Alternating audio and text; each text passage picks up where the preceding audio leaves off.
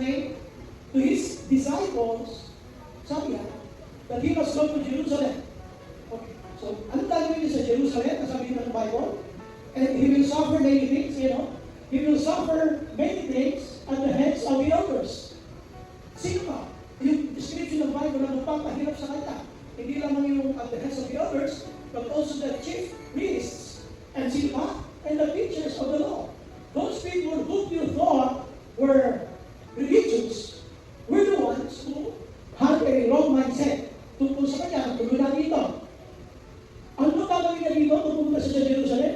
That he must be killed and on the third day will be raised to life. So, sinabi niya sa mga disciples niya, matagal na pumunta ako sa Jerusalem. Ang gagawin ko doon ay dadala sa paghirap. So, tulad mga mapahirapan ako, mamatay ako, at hanggang sa maghihintay na aking babago muli on the third day, ang dahilan mo ay siya pagkailangan ligtas. Ngayon, mapapansin niyo, meron isang alagad dyan si Peter, na hindi ito sumang-ayon. It sounds good, it appeared good, and it only shows as if he was concerned.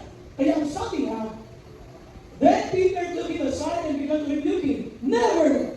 Sabi mo, sabi niya, never! He said, this shall never happen to you. Jesus turned and said to Peter, get behind me, Satan. You are a stumbling block to me.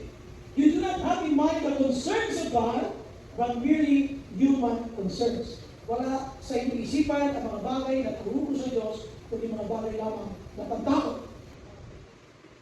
Sinabi mo ng ating Panginoon Jesus, sabi niya, whoever wants to be my disciple, whoever, it is not compulsory, you are not being forced to do it, but if you want to be my disciple, these are the things that you must be prepared to do. Ano yun? Sabi niya, whoever wants to be my disciple must deny themselves, take up their cross and follow me. For whoever wants to save their life will lose it, but whoever loses their life for me will find it. Then he described it. Sige, mapunta na sa inyo, hanap kayo na. What will it be for someone to give a who work out for their soul? Or what can anyone give in exchange for their soul? For the Son of Man is going to come in his Father's glory with his angels, and then he will reward each person according to what they have done. Ganyan ko sa paniniwala na every member is a minister. Okay lang, if the objective was to encourage us, o layunin para na-encourage tayo na humayin at pag siya ng balita ng pagkukusan, yung mabuti balita. Okay lang yun. Pero ang tingin, pag sinabing every member is a minister, then kailangan mga tawag ng Diyos, dapat tama ang pag-iisip mo. Lahat na nagsishare the Word of God ay tinatawag na minister. You are a carrier of the gospel. You are also being called as an evangelist. You are carrier of the evangel, which is evangel, good news. Carrier ka ng salita ng Diyos, para magpahaya ka ng salita ng Diyos. Then, ang tawag sa atin ay minister, kaya tayo nag-minister sa mga hindi nakakilala kay Lord. Sila ng mga unbeliever, nag-minister tayo. Tayong lahat na nagsishare ng Word of God, we are called ministers. Now, there are ministers false mindset. May mga mindset tayo na false. Kung kailan tumagal ka sa pagiging Kristiyano, tumindi yung false mindset natin. So, tandaan yung story, yung story. Pagkatapos sabihin ni Jesus, I will be going to Jerusalem. Sabi niya, papunta ko sa Jerusalem, I will be killed. I will be suffering many things. Because I have to save you, kailangan ko panindigan, paglabanan, kailangan ko humawak kung sa kalooban ng Ama ng mga pinili upang tubusin kayo sa puso. Okay. So ngayon, nung sinabi yan ni Lord, Peter contradicted him. Sinansala niya ang ating Panginoon. Kaya sabi ni Peter, binapak siya sa gilid, pagkatapos siya sabi sa mga alalag na pupunta ng Jerusalem. Binapak niya si Lord. Sabi, Lord, hindi pwede. Never, Lord. Never. It will not happen to you. You're not going to Jerusalem. You're not going to die. You're not going to suffer. Never, Lord. This shall never happen to you. Bakit? Alam mo, it sounds concerned, magandang tingnan, pero alam ni Lord ang puso niya. Ni Peter. Ang ganda pakinggan, ang ganda basahin. Pag pinasa mo parang siya ay mayroong malasakit kay Lord. Because God knows the heart. God said, "Get behind me, Satan." Sipin mo ha, ang kausap na si Peter, pero kay Peter, alam niyo si Peter yun. Kundi si Satan, at sabi ka rito, na pumupubaro sa kanya sapagkat gusto niya harangan. Dahil gusto niya harangan ang kalooban ng Diyos na maligtas ang sanlibutan. Kaya ang sabi niya kay Peter, "Get behind me, Satan. You are a stumbling block." Harang ka. Nakaharap ka sa plano ng Diyos Ama upang sila itubusin ko. Kailangan mong dumanas ng hirap upang aking mamatay sa krus. Iaalala ang aking buhay. Subalit, bakit ako sumalang na itong araw? Okay mo rin mabubuhay. Pero sabi nga rito, "Get behind me, Satan. You are a stumbling block to me." Bakit? Bakit stumbling block? Sapagkat hindi siya aware na hinaharangan na niya ang kalooban ng Diyos. Ang kalooban ng Diyos na maligtas ang sanlibutan sa pamamagitan ng pamatayan ni Jesus ay gusto niya harangan. Pero ano ang totoong dahilan? What was the true reason bakit na hinaharangan? Ito na. Sabi ni Lord, "You do not have in mind the concerns of God." Wala sa isipan mo ang isipan ng Diyos na iligtas mo sa libutan. Ano nasa isip mo? Ayan o. In-expose ni Lord yung laman ng isip niya. But merely human concerns. So mapapansin ninyo na alam ni Lord ang bawat motibo. Alam ni Lord ang bawat laman ng puso. Hindi mo kayo ikaw. Si Peter na rin nasa kay Lord. This will never happen. Sabi mo, ang ganda ng words. It sounds concerned. Ang ganda ng words na kunyari may malasakit. Pero sabi ni Lord, humaharang ka sa kalooban ng Diyos para sila maligtas. You are a stumbling block to me. Lahat ng humaharang sa kalooban ng Diyos has a false mindset. Ano yung false mindset dito? Sabi niya, ang iniisip mo kasi, Peter, ay merely human. Human concerns lang. Okay, ilabas natin ang first main point. Ito yung confidence niya. Ibig sabihin ng confidence, ang lakas ng loob niyang harangan. Alam niyo ba, balikan natin ito bago ito mangyari ha? Who was Peter? Si Peter ay isa sa mga talagang nalumakad sa ibabaw ng tubig. Alala niyo? Si Peter ay napakaraming nanasan. He was an eyewitness of God's miracles. He was an eyewitness sa lahat ng pagkilos ng Diyos. Pinakain ng tinapay, walang isda, may pinakain ng 4,000. Nasaksyan namin Peter yung at first-hand experience. Pagka may kulang, sino na nagsusundan? Ang talatandaan niya na si Jesus din na nagpagaling sa kanyang bilang. Gusto mo isipan yung mabuti. Bakit ganito si Peter? Alam niyo, when Jesus died at the cross, it was not a good news. It was a bad news for the disciples. Bakit? Wala na silang tingin. Kaya nung si Jesus ay namatay, nagdakuan sila. Saan sila nakita? Nandun sa Peru. Silang lahat ay nasa isang silid at sama-sama habang sila nakatamon sa mga Hudyo. Bakit? Dahil pwede na sila hulihin at patayin. Ngayon, kung kasama namin si Jesus, wala na ang magawa nito. Kaya hindi pwede mamatay si Lord. Kailangan naman yung leader doon, hindi na nakapagtanggol. Hinaharangan niya. Bakit niya hinaharangan? Sapagat ang kanyang concern ay panlupa. Ayaw mo iwan ang mundo ito. Makakita ka ng grupo ng Christian sa tuusap. Sana dumating na si Lord, narinig mo sa loob mo muna. Sa loob muna. Eh bakit? Kasi may ginagawa ka ng kasalanan. Ayaw mo iwan. Ano mo nangyayari? Bakit nagtatagalin ito? When you think about earthly things, darating yung time, nasisirain mo na, aayuan mo na, tatabihan mo na, ang lahat ng nais ng Panginoon. Bakit? Si Peter was so confident. Sobrang lakas na loob niya. Nakalakad siya sa ibabaw ng tubig. Sino ang kalagaan? Lumakad sa ibabaw ng tubig siya lang. Siya ay nakasaksi. Paano pinakain ng Lord? Ang 5,000. Ang dami niyang himala na nakita at madalas. Pag may sinasabi si Lord, hindi kay John ng Peter. He was very close to Jesus. Masyado siya naging kumpiyansa. Kung minsan, sa sobrang lakas ng loob mo, hindi mo alam, kinokontrol na ang kalooban ng Diyos. Sabi niyo, Lord, hindi mangyayari sa iyo. Sabi mo, pero kailangan mo mamatay kasi ito ang sabi mo na. Kaya sabi ni Lord, you are standing block. Ang lakas ng loob niya. Kung isang ang lakas ng loob natin sa paggawa ng mali. Kung isang ang lakas ng loob natin sa mga Lord kami, kasi sa kanila natin, at ikaw ay pinakinggan ng Diyos. At ngayon,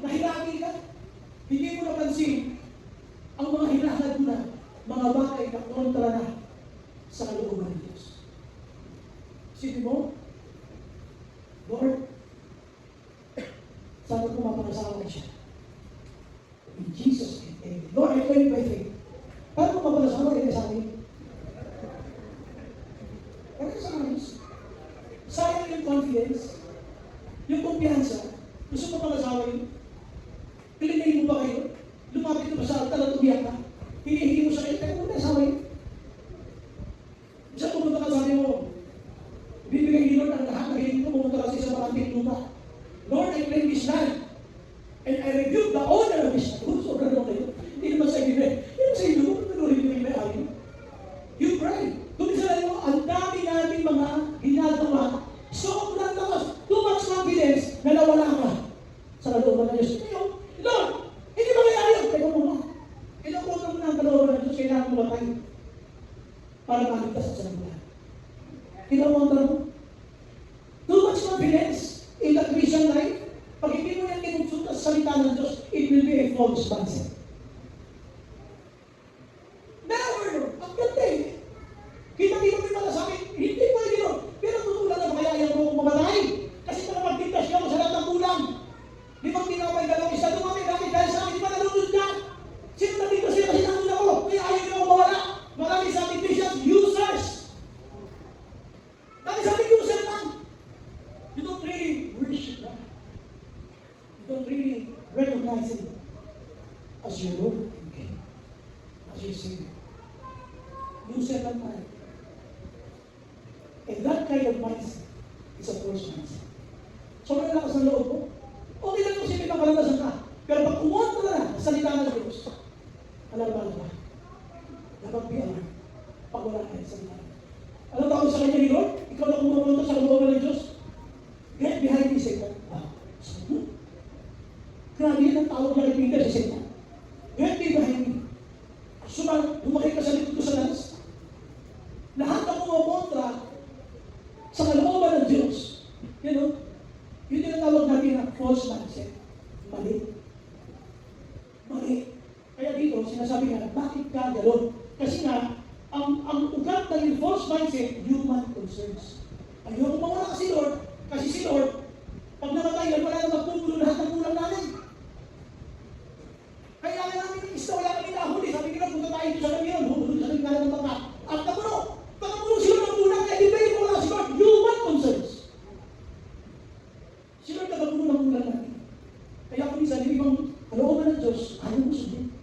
Hindi mo alam kung kumukontra ka na. Because of your confidence. Kaya minsan yung roots ng ating kumpiyansa, tingnan mo ba rin, ito ay kalulunod pa rin sa Diyos, ito ba ay naka-align sa Word of God. Kaya ito ganyan, you do not have in mind the concerns of God. Kung alam mo lang, Peter, na ako ay tutugod sa kanila, ay ako sa Jerusalem. Sana masaya. Pero hindi ka siya mamalit eh. Kinontra mo ko kasi meron ko sariling concern na gusto mo magamit doon. Kaya ang daming Christians, users. Yung pagabi mo, talagin ko dyan. Hindi ka. Number 2. Sabi ng Bible, from that time on, mula noon, in-explain na ni Lord. Jesus began to explain to His disciples, noon pa man, kasama na ako talaga, doon pa man, sabi ay, sinabi na niya, pinaliwanag na niya, diba na? Kaya hindi na matanggap na ganito ang isipan ni Peter. So kung gusto ni Peter, naiintindihan mo, then, noong naman pinaliwanag na, pumunta na ako sa Jerusalem. Pero ayaw mo? Bakit? Di ba pinaliwanag mo sa inyo? Alam niyo kung meron mong dapat umayaw dyan, si Jesus. Pinagkasabi ako, so from that time on, Jesus began to explain to His disciples that He must go to Jerusalem and suffer many things. Ano gagawin niya? Tutupad sa kalooban ng Ama. You must explain to them, I will be intentionally going to that place even though I know I will die. Kahit alam mo mamamatay ako, sasadyain ko pumunta dyan, dumanas ko na ng mga hirap. Sabi niya, dahil yun sa pagtupad sa kalooban ng Ama. So, kita nyo rito na yung pagtupad sa kalooban ng Ama ay hindi sarap buhay. Hindi madali. Ano gagawin niya sa Jerusalem? He must go to Jerusalem and basahin natin ito muli. He must go to Jerusalem and suffer many things. Plural. Kaya kung dumatalas ka ng kalooban ng Diyos sa pagsunod sa Kanya, at dumatalas ka ng maraming hirap, bibilang, many things, you're on the right track. Ibig sabihin, tama ang Kristo. Meron talaga ako naranasin na kahirap. Kaya kung sinasabi mo na, ikaw ay sumusunod sa gusto ng Panginoon, but you're not suffering anything, eh, tanongin mo sarili mo, ikaw ay sumusunod kay Lord. Kasi tandaan nyo ito ha, si Jesus pumunta sa Jerusalem, ready to suffer many things. At sinasabi natin, we are followers of Jesus. So, are we ready? Ready to what? To withdraw? Bisa ayaw natin ng hirap. Ayaw natin na tayo ay dadala sa mga bagay hindi maganda. Pero sinabi na ni Lord, kung susunod ka sa akin, dadala ka ng krus. Eh, kasi dalawang na nagdala ng krus eh. Kasi ang tagal-tagal na nagdala ng krus, gusto ko na ibaba ko. So, bababa na tayo. Bababa na ng krus ko. Sobrang hirap, sobrang tagal. Ang masakit, ang masakit. Siya ay magsasuffer ng many things. Kanino? At the heads of the elders. Itong elders na doon. Alam niyo ang kasunatan? The chief priest, lalo na, alam niyo ang kasunatan? Na meron talaga ipanganganak sa Jerusalem na hindi ka magligtas dito. Alam niyo ang nagkakaterosigyo. Tapos sabi pa lang ng Panginoon, kanino sa dadanas ng suffering? Hindi lang sa mga teachers, hindi teachers of the law. Sabi niya, kundi lahat ito na binanggit niya. And even those who will mock him. Ngayon sabi, and that he must be killed. Ang dadanasin ni Jesus, pagpunta sa Jerusalem para tubusin ang sanlibutan, hindi naman siya magsasuffer ng many things. Hindi naman siya maghihigalo. Kundi kailangan siyang mamatay. Temple of the Lord. 2. Dito, he must go to Jerusalem. Number 2, he must die. He must be killed. So, ang sinasabi natin, ang false mindset, pag naging Kristiyano ka, masarap ang buhay. Hindi totoo yun. Ang false mindset, yung tinatawag natin na pakikita natin Kuya Romero, kayo na rin. Yung number 2. Yan. Yung convenience. Akala natin, pag naging born again ka na, madali na lahat ng buhay, it's false. Mas mahirap dito dahil si Satan, buong pwersa niya is against you. Because you are a child of the living God, you are a child of the light, lahat ng bilib na laban sa'yo. Kaya kung may isipin ang pagsunod sa Panginoon ay madali. Kaya nga napakadami nating trials. Kaya dami nating prayer requests. Look at this. Sabi ni Jesus, I will go to Jerusalem. Sabi niya, he must go to Jerusalem. Magsasabi ng many things. Ano ba? He must be killed. Ako yun. Grabe si Jesus. Ganun ang magtutag sa kalungan ng anak. Na isusunod ka rin bilang Kristiyano sa buhay na ang pattern mo ay buhay ni Jesus. Don't expect convenience in the Christian life. Lalo na hanggang natin ito ka sa lupa. Ang tunay na pinakikipaglaban natin dito sa lupa ay ating kaluluwa.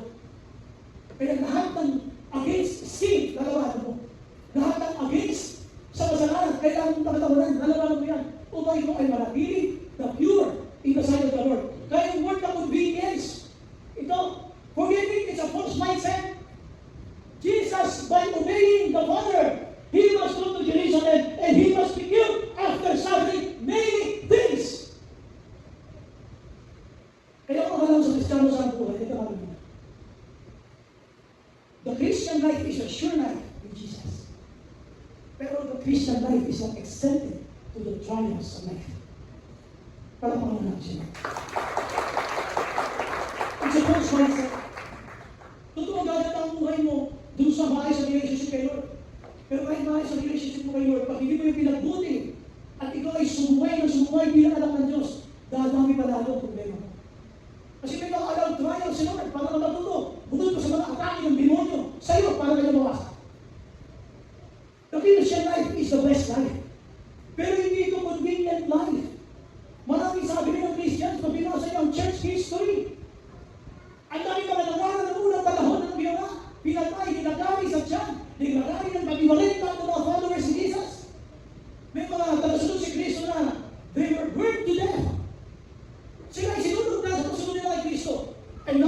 you tell them, you must have a convenient life. That is an alien word for them. What is convenient? Hindi na alam yan. Pero tayo ngayon, yung generation natin ngayon, grabe, salita lang narinig mo. Hindi ka lumagay sa church. Nakakarites ka lang, ayaw mo nang mag-church. Pinagsabihan mo ng isang group leader, gusto mo nang mag-backslide. Napagsabihan ka lang na, hindi ka pa pwede nandigan kasi ikaw ay youth pa. Nagdamdam ka na. At ang tingin mo, pinag-uusig ka. Sabi ko sa tabi mo, galit si Pastor mo. Galit si Pastor. Hindi. I just wanted to be ready with this word. Kasi alam nyo, yung convenient life, wala namang tao talaga na may gusto ng inconveniences. Kaya ka nauso yung mga convenient or convenience store where everything is instant. Instant coffee. Ayaw mo na mag-grind. Gusto na lang, buksan na lang yan, topi na. Ayaw mo magluto ka ng spaghetti ba? Instant na lang, instant ulit. Instant. Dumating na sa point ng Pilipino, meron ng instant wife. Bakit? Bakit naman nakasok sa isang puro niya? Ano naging instant wife ka o instant husband? Lahat mo instant. Eh bakit tinawag ng convenient store? Sabi nila, for example, never promoting sa nila, maybe siya. Ano? Yung mga course na yan, may mga departments na. Kasi doon, hindi maputi, hindi mainit, naka-aircon na yung convenient store. Kaya iba yung presyo nila. Doon sa palengke na maputi. Magkaiba na lang presyo kasi convenient store yun. Gusto natin convenient life in the Christian life. Ayaw mo na nakikinig, kaya ayaw mo mag-share. Ayaw mo naman basta ng bahay, kaya ayaw mo magkakay ng kaluluwa. Gusto mo lang, nasa loob ng bahay, nanonood ng TV, nakatakas sa bahay, minum na ng gatas, makain ka ng mali, nanonood ka ng Netflix. Ganun gusto mo, movie, marathon. Yun ang gusto natin po ng convenient life. In the Christian life. Walang ganun. Sabi mo sa tabi mo, walang ganun. Isa ka, sabi mo sa kabila, walang ganun. Walang ganun talaga. Very inconvenient ang Christian life. And you must be ready for that. It will not only cost your life. Ha? Hindi ito, sabi ni Jesus. From that time on, pinaliwanag ka niya. Kaya hindi naman ang doktor si Peter, pinaiintindihan. Hindi mo Peter pinaliwanag ko na doon. Bakit hindi kinakontra mo yung kalooban ng Diyos? Ayun o, from that time on, Jesus began to explain. In-expound niya sa mga disciples. He must come to Jerusalem. Alam ko mangyayari sa akin doon. It's not convenient to obey God the Father. It's not convenient. What will happen to me there is to suffer many things. Hindi ka lang nakapagpray ang galit ka na. Hindi ka lang nakapagpray ang self-group leader mo. Ayaw mo kami sa church. Tanungin mo rin kayo, galit talaga si Pastor. Hindi ako galit. Galit na galit. Hindi mo biro. Pero tingnan niyo ito. Convenient ba ito? Ano? He will suffer many things. Convenient ba yun? He must. No other options. No way of escaping it. No way of avoiding it. He must be there. Is it convenient? Hindi. Pero ikaw, ayaw mo makabunan lang ng konti, ayaw makikita ng konti, mag-share ng order na ayaw mo doon eh. Kasi nasanay ka sa Starbucks. Pusin ko yung gusto. Kasi nasanay ka doon eh. Nasanay ka sa Coffee Bean. Nasanay ka sa UCC. Nasanay ka sa Figaro. Gusto mo yung aircon? Look at this. He must be killed. False mindset, convenience. Pero meron may konting lakad. Okay lang. Kung may konting lakad ako, hindi na ako binaanan eh. Yung mga maglakad. Diba? Hindi ka pa pinapatay. Hindi pa kanila natin ko eh. Number 3, then Jesus said to his disciples, ito na, kinausap na yung mga anak. Kasi pinagkukunta nga dito eh. Whoever wants to be my disciple. Sino ba? Hindi ka pinupwersa, ulitin ko ha. Hindi ka pinupwersa ni Lord na maging disciple. Hindi. Ang sabi niya ng whoever, it is not compulsory. Ulitin ko, hindi ka pinipili. Kaya ako doon pinarte pa nasa cell group ka. Hindi ka pinipili. Huwag kang mag-inarte. Sabi nyo ng Bible, whoever wants to be my disciple, eto. ito mangyayari sa'yo. You must deny. You must deny lahat ng iyong kaartihan. Pag ikaw ay nasa isang cell group, gusto mo maging disciple, you must deny lahat ng iyong kaartihan. Ayan, you must deny themselves. They must deny themselves and take up their cross and follow. Lahat ng mga rights, lahat ng mga karapatan, hindi yung right. Kasi ang number one mo si Jesus. What pleases Jesus? What pleases the Lord? Hindi na ito about the emotion, hindi na ito. He's all about what God said. Ayun, ayaw mo. Ayaw mo. Hindi, ayaw mo. Gusto mo kay Lord, nagagawa ko pa rin ang kasalanan ko. Hindi yung right. Kasi kung ginawa mo yung kasalanan mo, pinamahal mo yung mundo. Kasi gusto mo mahalin yung mundo, ayaw mo sumunod sa akin. Ito yung challenge, Lord. What good will it be for someone to gain the whole world? O sige, sa'yo na lahat ang buong mundo. Sa'yo na. Yet forfeit their soul. Nakamit mo nga ang mundo, pero yung nag-iisa mong kaluluwa ay namahal. Kaya sabi ng Bible, or what can anyone give in exchange for their soul? Masusunod mo si Lord? Yung sinasabi niya na in exchange, mapabayaran mo si Lord, Lord, ilipat mo sa sa langit ka. Si Lord, bayaran kita. Ano? Bribery? Susunod mo si Lord? Siya na nagmamayari ng lahat. Paano gagawin mo yun? Kay Lord, lahat ng bagay. Siya ang may-ari ng lahat. Pagdating sa title, siya ang pili ng mataas. Ano ba yung ipabalik mo? Kapahamak yung kaluluwa mo. Kapahamak. O sige, paano mo ito magpabalik mo ipabalik mo? Siya lang may-ari ng lahat ng bagay. Sa kanya galing ng lahat. Pati hamak buhay mo, pati buhay mo, kanya lahat yan. Ngayon, ayaw mong sumunod sa kanya, napahamak yung kaluluwa mo. Ano yung magpabalik mo? In exchange for your soul. Ano? Lahat ng meron ka lang kayo. Dito, no? At sa isang iba, pwede kong pabagsakin nila. Ano yung pinag wala? Wala talaga.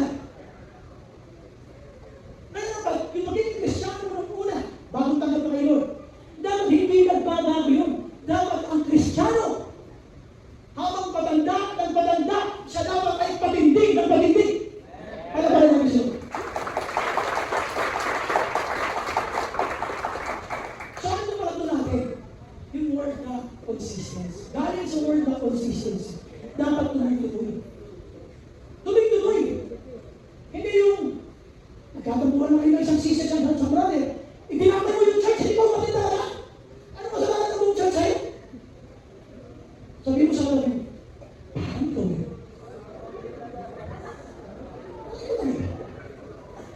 Itinapay mo yung church. Nakatabuhan niya na si sister, na si brother. Yung church sa walang kasalanan, itinapay. Hindi na talaga siya pati. Ulitin mo sabihin mo, ikaw talaga yun. Sabi mo. Now, diretso tayo. Sabi niyo yung Bible, dito sa consistent. Dito, gusto na natin dito magbaba ng krus. Whoever wants to be my disciple, kung gusto makita kasunod ko, kalimutan na, tandaan niyo, it's a must. Kaya kung pasok mo dito sa loob ng church na ito, kung ikaw ay manager sa work mo, iiwan mo yan. Iwan mo sa pinto yung credentials mo. Then pagpasok mo dito, lahat tayo servants. Kaya wala makuuna sa dito may ganyan bago sa Moses. Lahat tayo servants. Lahat ng tayo na sa mundo, iwan mo sa pinto. Gamitin mo yan, pagpadating mo na sa opisina nyo. Pero pagpasok mo dito, pagpasok mo sa kingdom of God principles, we are all servants. Talampakan natin. Huwag natin nakalimutan na hindi pwede na hindi ka magtuloy-tuloy. Sabi nito, whoever wants to be my disciple must deny themselves, take up their cross, and follow me. God is not expecting you to drop your cross because it's difficult. God is not expecting you to stop following Him. Pag sumunod ka, may dalawang krus kaya mahirap. Sabihin mo nga yan eh. Hirap na ipasok sa loob ng LRT. Meron akong dala. Hindi ko magpasok sa LRT pagka yung siksikan.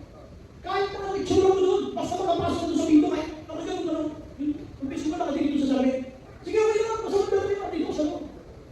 Kasi importante, pagpasok sa kingdom of God, you are a servant and you are expected by the Lord to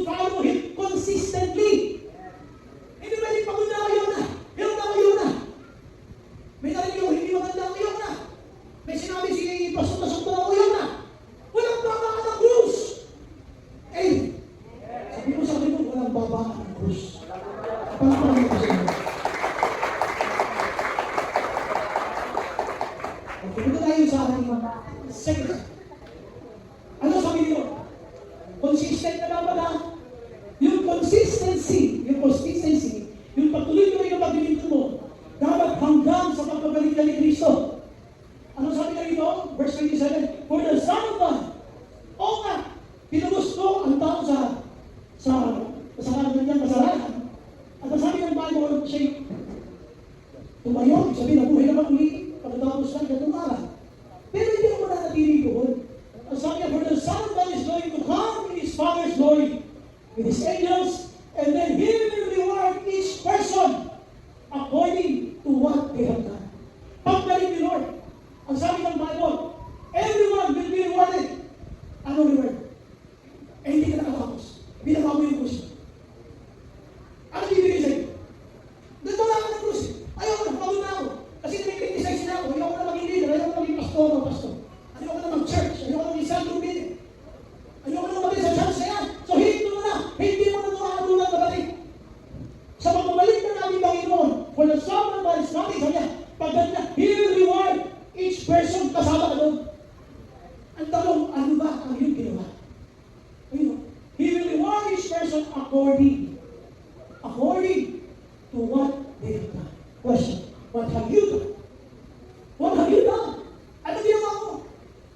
Samantala na dito ko sa tula. Wala, sinunod ng false mindset. Ano ito, Christian, convenient ang buhay. Sino may sabi?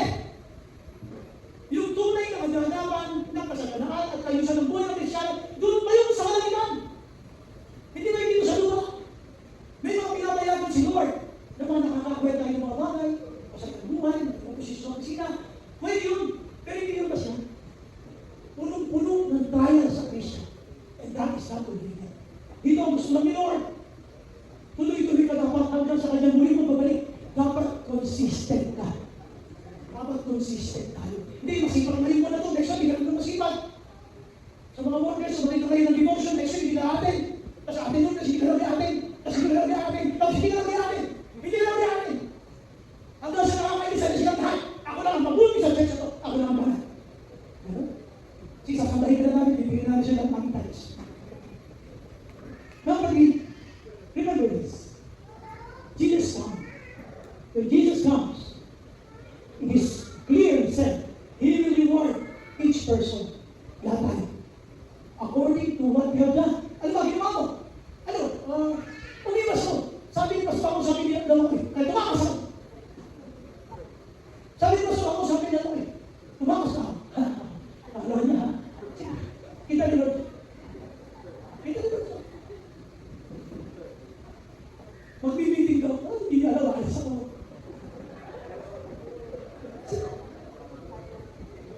Kasi nag-grabe ka, hindi ako makabalik. Ano yung mga bagay? You will be rewarded according to what you have done. Question, what have you done?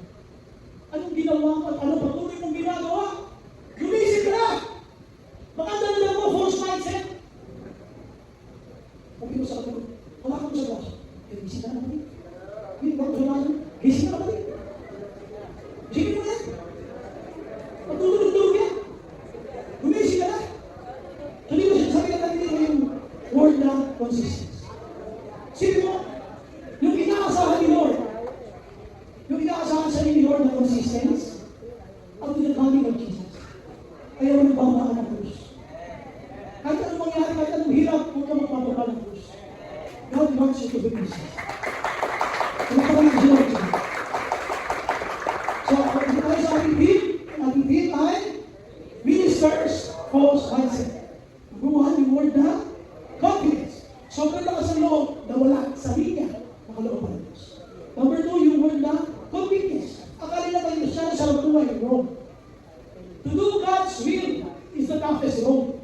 Pinakamahirap na kanya na patupad ang loob ng Diyos. At pangatlo, sabi natin, yung consistency.